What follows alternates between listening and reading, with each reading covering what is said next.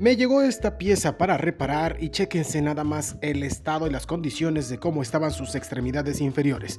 Totalmente destrozadas, tanto en el mecanismo de movimiento como en el mismo molde. Nos dedicamos a repararla y este fue el resultado. Recuerda que aquí te muestro los trabajos realizados por un servidor y puedes mandarme tus piezas para reparar.